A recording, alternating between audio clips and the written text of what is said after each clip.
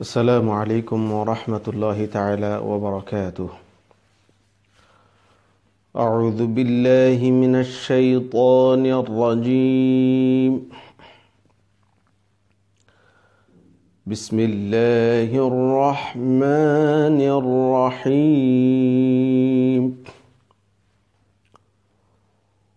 قل يا أيها الكافرون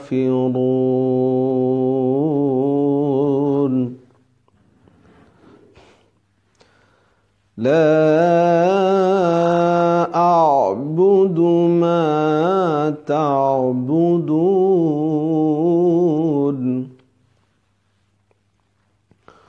ولا أنتم عابدون ما أعبد ولا أنا عابد ما عبدتم ولا أنتم عابدون ما أعبد لكم دينكم ولي دين.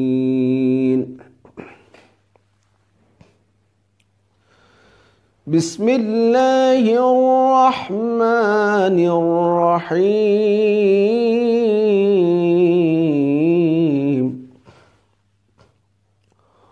قل يا أيها الكافرون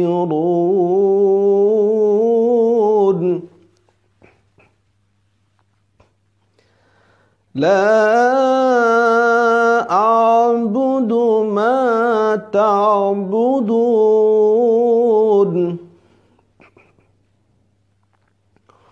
ولا أنتم عابدون ما أعبد ولا أنا عابد ما عبدتم ولا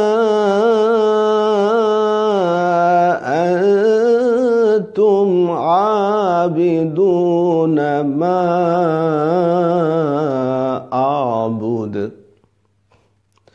لكم دينكم ولي دين.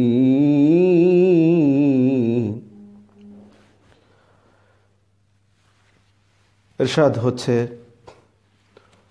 মহান আল্লাহ সুবহানাহু ওয়া তাআলা বলেন, হে নবী আপনি বলে দিন, হে কাফেরগণ, আমি তাদের ইবাদত করি না যাদের ইবাদত তোমরা করো। লা আ'বুদু মা তা'বুদুন ওয়ালা আনতুম আ'বিদুনা মা আ'বুদ, না তোমরা তার ইবাদত করো যার ইবাদত আমি করি, এবং আমি কখনোই তাদের ইবাদত করব না যাদের ইবাদত তোমরা করো, না তোমরা কখনো তার ইবাদত করবে যার ইবাদত আমি করি। অতএব তোমাদের পথ তোমাদের জন্যে আর আমার পথ আমার জন্যে, তোমাদের দিন তোমাদের জন্যে, আমার দিন আমার জন্যে। সম্মানিত দর্শক ও শ্রোতা, বিশ্বের যে যেখান থেকে এই মুহূর্তে আমাদের এই ফেসবুক লাইভ প্রোগ্রামে অংশ নিয়েছেন বা যারা যারা এই প্রোগ্রাম দেখবেন, সকলকে ইসলামের শুভেচ্ছা বাণী আবার উপহার দিচ্ছি। আসসালামু আলাইকুম ওয়া রাহমাতুল্লাহ। আশা করি আপনারা সবাই ভালো আছেন। সপ্তাহে আমরা একটিবার কোরআনে কারীমের সাথে বসার চেষ্টা করছি, কোরআনে কারীমকে আরেকটু ভালো করে জানার, বোঝার, বিশেষ করে কোরআনের ভাষাটাকে ভালো করে বোঝার জন্য আমাদের যে চেষ্টা, আমাদের যে প্রয়াস, মহান আল্লাহ সুবহানাহু ওয়া তাআলা যেন আমাদেরকে আরও বেশি তৌফিক দান করেন। কোরআনকে বোঝার এই রাস্তা যেন আমাদের জন্য আরও বেশি সুগম সহজ করে দেন, সেই কামনা করে আজকে শুরু করছি আমরা সূরাতুল কাফিরুন। সূরাতুল কাফিরুনের তেলাওয়াত আপনারা শুনলেন, সরল অর্থ শুনলেন। সূরাতুল কাফিরুনের মধ্যে তেলাওয়াত সংক্রান্ত যে বিষয়গুলো আমাদের খেয়াল রাখা দরকার সেগুলো আমি আপনাদেরকে একটু স্মরণ করিয়ে দিচ্ছি।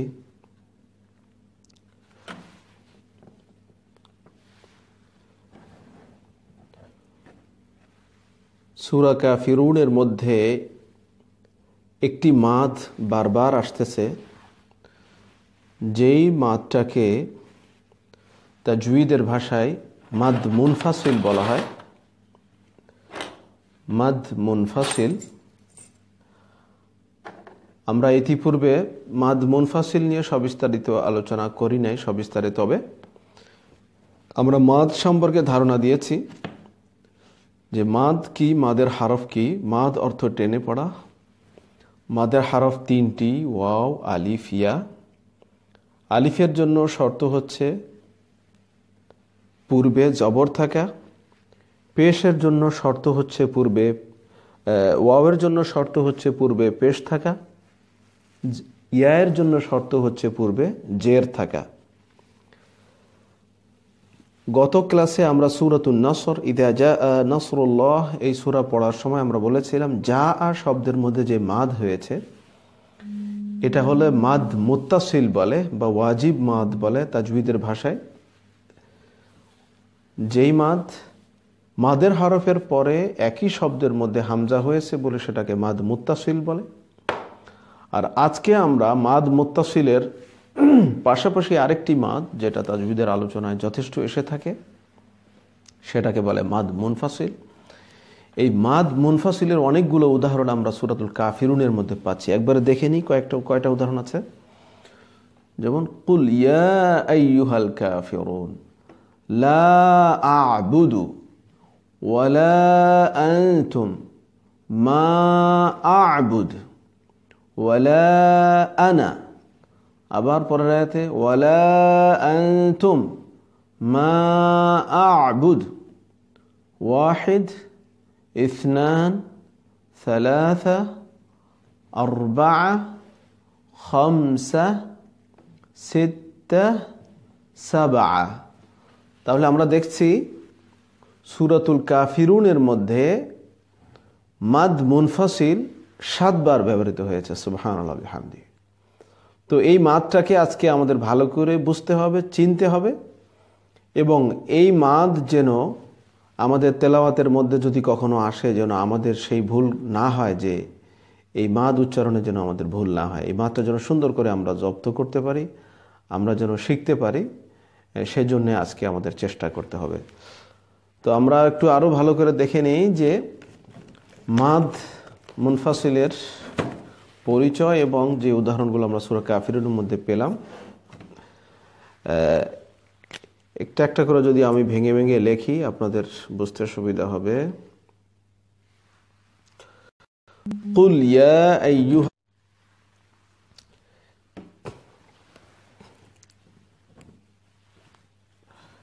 ইয়া আইয়ুহা এখানে দুটি শব্দ। আরবি ব্যাকরণ অনুযায়ী ইয়া আইয়ুহাতে দুটি শব্দ। একটা হলো ইয়া আর একটা হলো আইয়ুহা।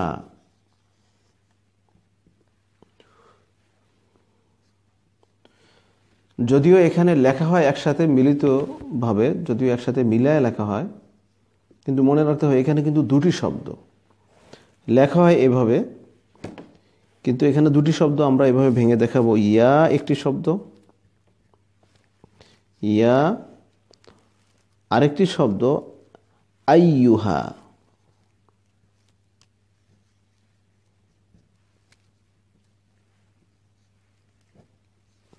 আইয়ুহা, তাহলে একটা ইয়া আরেকটি শব্দ আইয়ুহা। তাহলে মাদ মুনফাসিলের সংজ্ঞা কি? মাদ মুনফাসিলের পরিচয় হলো মাদের হরফ অর্থাৎ জবরের পরে আলিফ, মাদের হরফের পরে যদি হামজা আসে, মাদের হরফের পরে যদি হামজা আসে, জবরের পরে আলিফ, এটা আমাদের মাদের হরফ, তারপরে হামজা এসেছে আইয়ুহা। তাহলে প্রথম শব্দের শেষে মাদ, দ্বিতীয় শব্দের শুরুতে হামজা। আর এই মাদ মুনফাসিল সবসময় দুটি শব্দের মধ্যে সংঘটিত হবে। প্রথম শব্দের শেষে মাদ, দ্বিতীয় শব্দের শুরুতে হামজা। তাহলে এখানে আমাদের দুইটা শব্দ আমরা পেয়ে গেছি, ইয়া আইয়ুহা। এই দুটি শব্দের মধ্যে প্রথম শব্দ ইয়ার শেষে মাদ, দ্বিতীয় শব্দ শুরুতে হামজা এসেছে, এই জন্য এটাকে মাদ মুনফাসিল বলে। এটাও সাধারণত 4 থেকে 5 হরকত পরিমাণ পর্যন্ত টানতে হবে। তাহলে আমরা বলবো ইয়া আইয়ুহা, কিন্তু পরে আইয়ুহার পরে আলিফ লাম এসেছে, এই জন্য আল কাফিরুন শব্দের আলিফ লাম থাকার কারণে আমাদের আইয়ুহাতে টান হবে না। একসাথে আমরা মিলিয়ে পড়ব, ইয়া আইয়ুহাল কাফিরুন। এরপরে আমরা দ্বিতীয় শব্দটাকে আমরা লিখি লা আ'বুদু। লা আ'বুদু, এখানে একটা শব্দ লা, লা আ'বুদু, হামজা আইন বা দাল।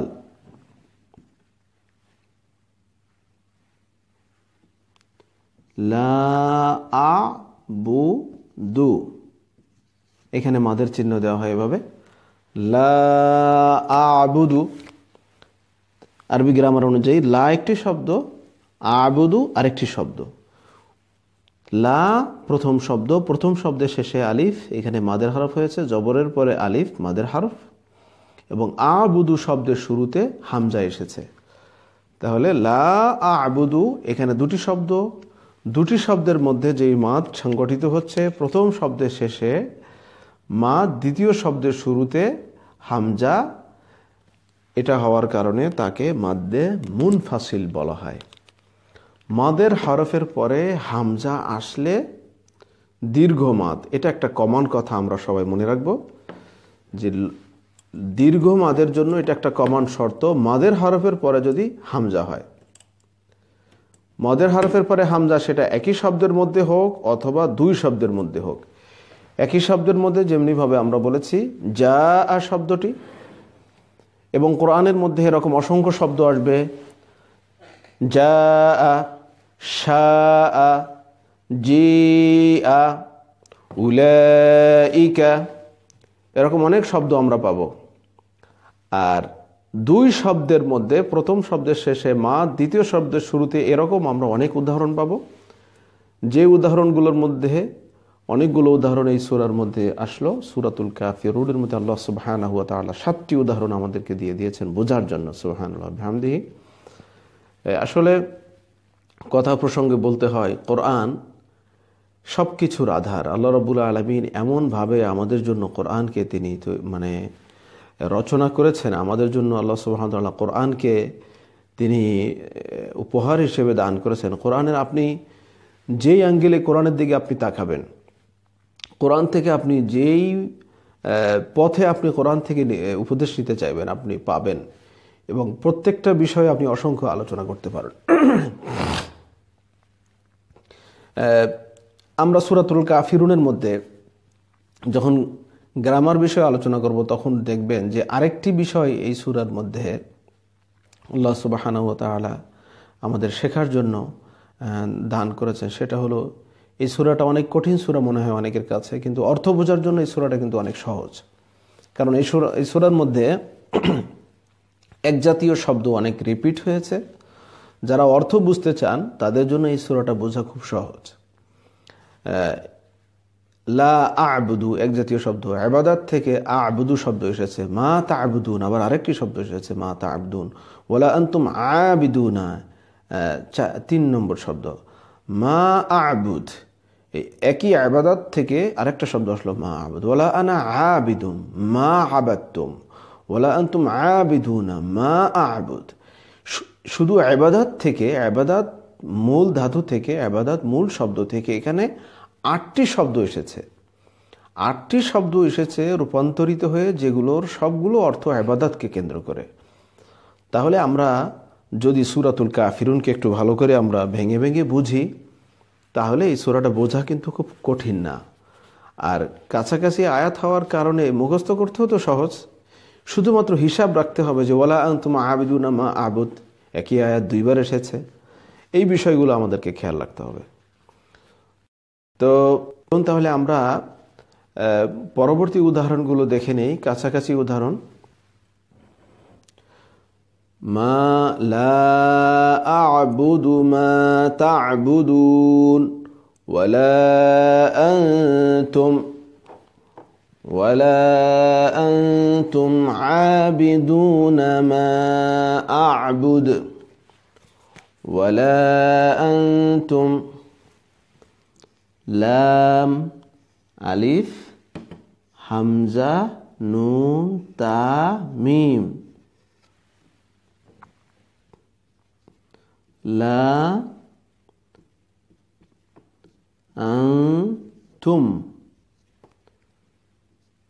এখানে মাদের চিহ্ন। ওয়ালা আনতুম। তাহলে এখানে আমরা দেখতেছি এখানে কিন্তু আরবি গ্রামার অনুযায়ী 3টা শব্দ। ওয়াও একটি শব্দ, লাম একটি শব্দ, আবার আনতুম আরেকটি শব্দ। এখানে আমাদের তাজবিদের জন্য গুরুত্বপূর্ণ হলো এই 2টি শব্দ, লা এবং আনতুম। লা প্রথম শব্দ, জবরের পরে আলিফ এসেছে। আনতুম দ্বিতীয় শব্দের শুরুতে হামজা এসেছে। মাদ মুনফাসিল, লম্বা মাদ 4 হরকত থেকে 5 হরকত পরিমাণ পর্যন্ত টানতে হয়। সর্বোচ্চ 6 হরকত পর্যন্ত আমরা টানতে পারি। কিন্তু মনে রাখতে হবে এখানে কসর করা সবার জন্য জায়েজ নেই। যারা বিশেষজ্ঞকারী তারাই মাত্র মাদ মুনফাসিলকে কসর করতে পারবেন। কসর মানে কি? কসর মানে 1 আলিফ বা 2 হরকত পরিমাণ পর্যন্ত টানা। এটা সবার জন্য এজাজাত দেওয়া হয় না। আমরা এই জন্য সূরা কাফিরুনকে আবার পড়ি, টেনে টেনে লম্বা করে করে টানতে হবে। এই 7 জায়গায় একটু খেয়াল করে। বিসমিল্লাহির রহমানির রহিম।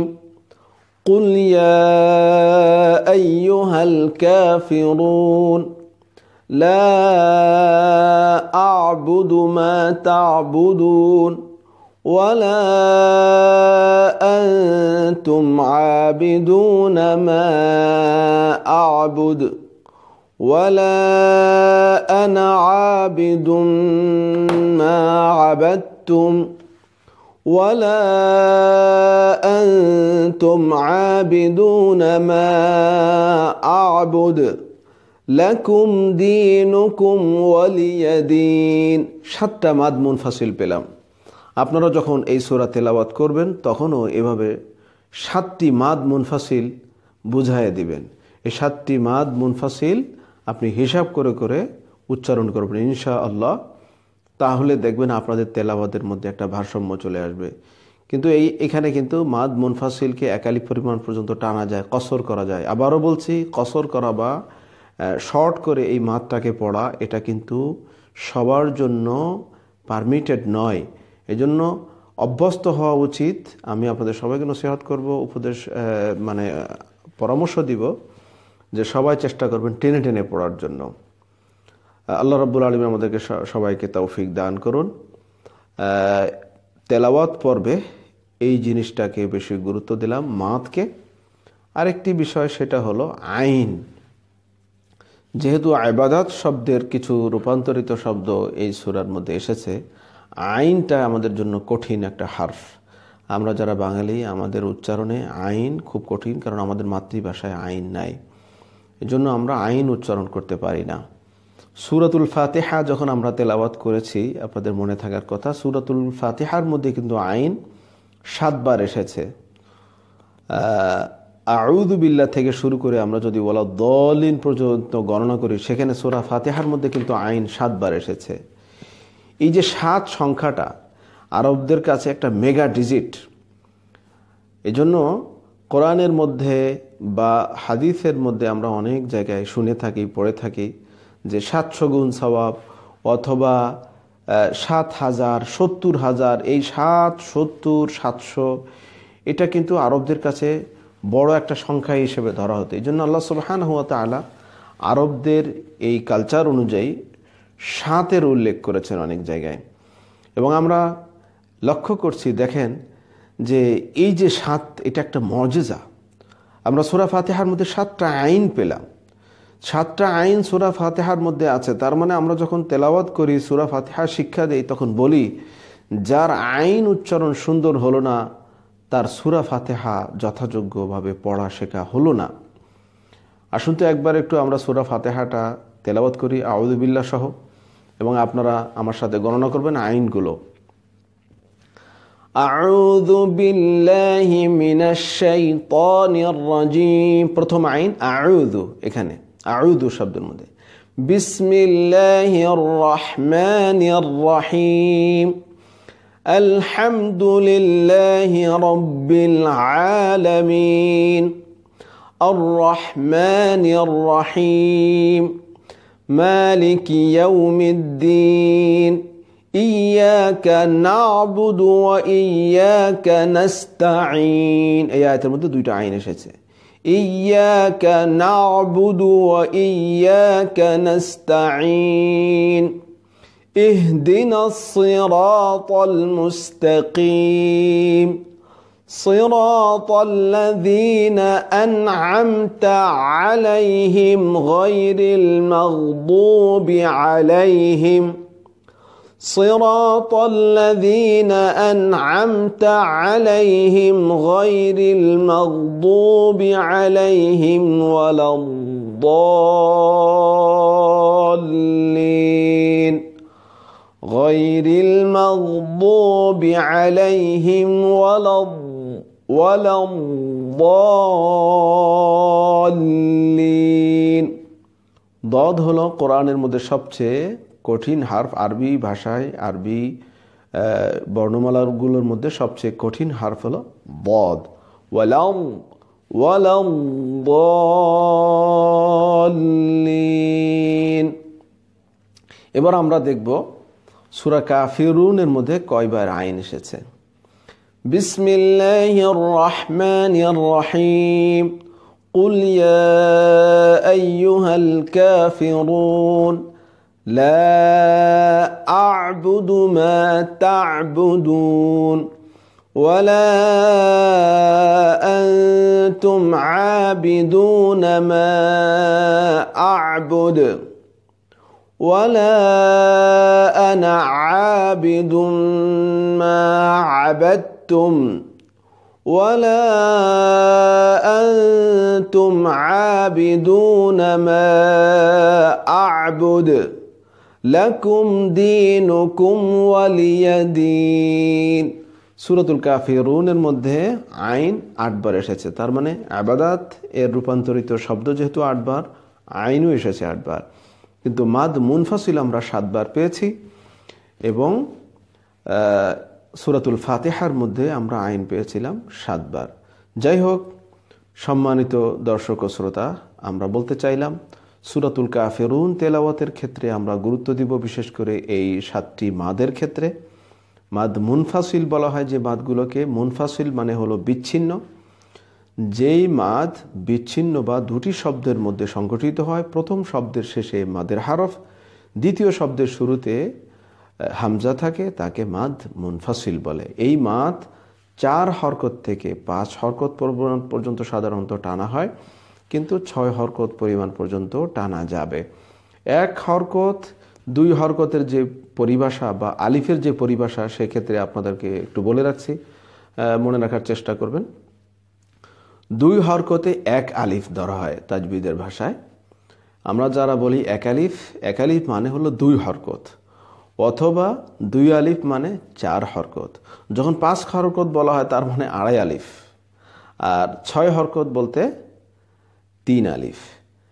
তো আমাদের বাংলাদেশে 4 আলিফ নামে যে পরিভাষাটা আছে, আমি এ পর্যন্ত আরব বিশ্বের কোনো তাজবিদের কিতাবে 4 আলিফের কোনো পরিভাষা পাইনি। 4 হরকত হতে পারে, 5 হরকত হতে পারে, 6 হরকত হতে পারে। সুতরাং 4 আলিফের এই পরিভাষাটা অবশ্যই শুদ্ধ নয়, বরং এই পরিভাষাটা হয়তো বা 4 হরকতের জায়গায় হয়তো সেখানে 4 আলিফ বলা হয়, আল্লাহু আলাম, আল্লাহই ভালো জানেন। যা হোক, এই তেলাওয়াতের বিষয়টা অবশ্যই শুধু পুঁথিগত বিদ্যা বা গ্রামার দিয়েই শেখার মতো নয়। তেলাওয়াত এমন একটা বিষয়, বিশেষজ্ঞ শায়েখের কাছে যিনি ভালো তেলাওয়াত করতে পারেন, যিনি রাসূলুল্লাহ সাল্লাল্লাহু আলাইহি ওয়াসাল্লাম থেকে আমাদের পর্যন্ত যেই কানেক্টেড সনদ আছে, কোরআন রেওয়ায়াতের, কোরআন বর্ণনার যে সূত্র আছে, সেই সূত্র অনুযায়ী যেই শায়েখের কাছে সনদ আছে বা ভালো তেলাওয়াত করতে পারেন, তার কাছে বসা, তার কাছে শেখা, এটা হলো কোরআন তেলাওয়াতের একটা উন্নত পদ্ধতি। যেই পদ্ধতি সম্পর্কে আল্লাহ সুবহানাহু ওয়া তাআলা সূরাতুল কিয়ামার মধ্যে বলেন, ফাইযা ক্বরানাহু ফাত্তাবি' কুরআনাহু সুম্মা ইন্না আলাইনা বায়ানাহু। অর্থাৎ, হে নবী, আমি যখন কোরআনে কারীমকে তেলাওয়াত করি জিবরিল আমিনের কণ্ঠে, তখন আপনি হুবহু জিবরিল আমিনকে অনুসরণ করুন। তাহলে আল্লাহ সুবহানাহু ওয়া তাআলা রাসূলুল্লাহ সাল্লাল্লাহু আলাইহি ওয়াসাল্লামকে অনুসরণ করতে বলেছেন জিবরিল আমিন যেমনিভাবে পড়ে। আর জিবরিল আমিন যেভাবে পড়েছেন হুবহু এই পড়াটা ছিল আল্লাহ রাব্বুল আলামিনেরই পড়া। আল্লাহ সুবহানাহু ওয়া তাআলা যেমনিভাবে পড়েছেন ঠিক তেমনিভাবে জিবরিল আমিনই রাসূলুল্লাহ সাল্লাল্লাহু আলাইহি ওয়াসাল্লামের কাছে পড়েছেন।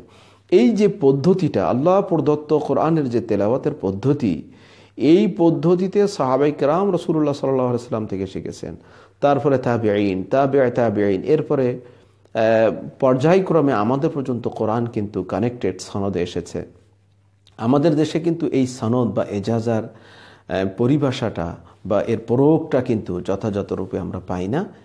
আল্লাহ পাকের অশেষ মেহেরবানি, মিশর, সিরিয়া, এই সমস্ত আরব বিশ্বে কিন্তু এই এজাজার মানে পরিভাষা এবং এটার প্রয়োগ এবং এটাকে আমানত হিসেবে ধরা হয়, যে কোনো একজন কারি সাহেব নিজেকে কারি পরিচয় দিতে ততক্ষণ পারবেন না যে কোনো একটা কোর্স করলাম, নুরানি একটা কোর্স করলাম, বা 2 মাস 3 মাস কোরআন শেখার একটা কোর্স করলাম আর আমি কারি হয়ে গেলাম। বিষয়টা এরকম না। আমি যদি এই যে পদ্ধতি আমি বললাম, এই পদ্ধতিতে সমগ্র কোরআন কোনো শায়েখের কাছে আমি না শিখি, তাহলে আমি কোরআন তেলাওয়াত করার যোগ্যতা আমি রাখি না। আমি যথাযথ কারির মর্যাদা কিন্তু আমি এখনো পাইনি, এবং আমি আরেকজনকে পড়ানোর সেই অনুমতিও কিন্তু আমাকে দেওয়া হচ্ছে না।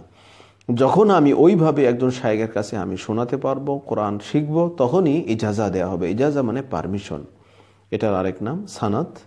ওই যে কানেক্টেড সানদ বা বর্ণনার সূত্র, সেই অনুযায়ী সেটাকে সানদ বলে।